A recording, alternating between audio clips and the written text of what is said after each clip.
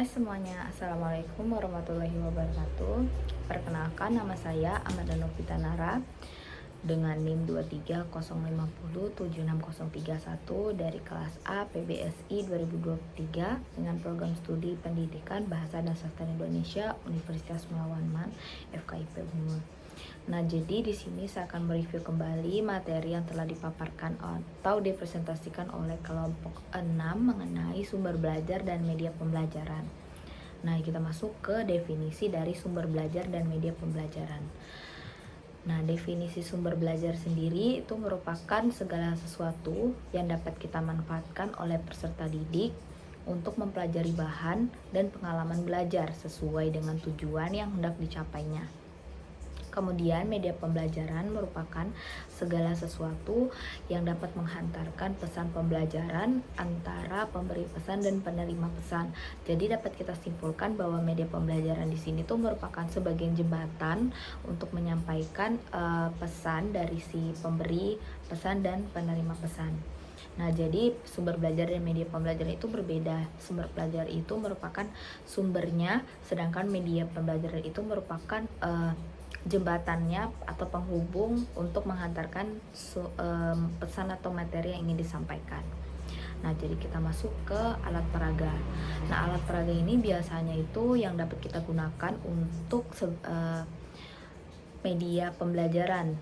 Nah, jadi media pembelajaran itu tangganya itu atau bentuk fisiknya itu berupa alat peraga. Nah, alat peraga sendiri di sini merupakan segala sesuatu atau alat yang dapat menunjang keefektifan dan keefisiensian penyampaian, pengembangan, dan pemahaman informasi atau pesan dari pembelajaran tersebut. Nah, masuk ke macam-macam sumber belajar. Macam-macam sumber belajar di sini ada sumber belajar tercetak seperti buku, majalah, koran, dan lain-lain. Itu kan dapat digunakan sebagai sumber belajar ya. Dan itu berbentuk fisik juga, artinya dia tercetak atau dapat kita sentuh. Kemudian sumber belajar non cetak itu yang berasal dari kayak PDF, Google, atau lain-lainnya. Sumber belajar yang berfasilitas. Nah, ini tuh kayak ada sekolah yang menyediakan berbagai macam fasilitas yang dapat dijadikan sebagai sumber belajar. Jadi kayak belajar sambil bermain gitu. Kemudian ada sumber belajar yang berupa kegiatan. Nah, ini biasanya kayak kegiatan-kegiatan yang bermanfaat yang dapat dijadikan sebagai sumber dari sumber belajar. Kemudian ada sumber belajar yang berupa lingkungan di masyarakat. Nah, masuk ke macam-macam media pembelajaran. Nah, macam-macam media pembelajaran sendiri di sini ada audio, kaset audio, siaran radio, CD, dan telepon. Kemudian ada cetak, itu contohnya buku pelajaran, modul, brosur, pamflet, leaflet, dan gambar. Kemudian ada audio cetak, yaitu kaset audio yang dilengkapi dengan bahan tertulis. Kemudian ada proyeksi visual diam atau overhead transparation dan bingkai film atau slide. Kemudian ada proyeksi audio visual diam, yaitu film bingkai slide yang bersuara. Kemudian ada visual gerak atau film bisu. Kemudian ada audio visual atau film gerak bersuara, video atau VCD atau juga televisi. Kemudian ada objek fisik, yaitu benda nyata, model atau spesimen. Kemudian ada manusia dan lingkungan, contohnya seperti guru, kita sendiri, pustakawan, dan laboran.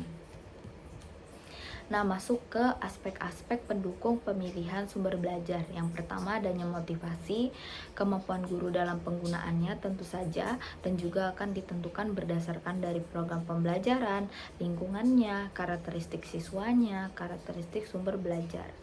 Kemudian aspek-aspek pendukung pemilihan. Yang pertama aspek-aspek pendukung pemilihan dari media pembelajarannya.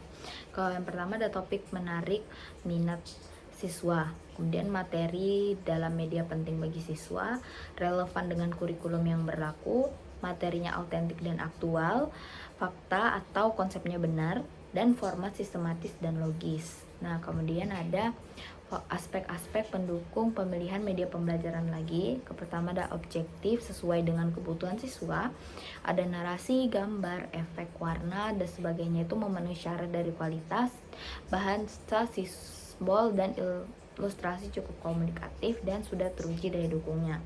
Nah, itu saja materi yang dapat saya review dari kelompok 6. Saya tutup. Wassalamualaikum warahmatullahi wabarakatuh.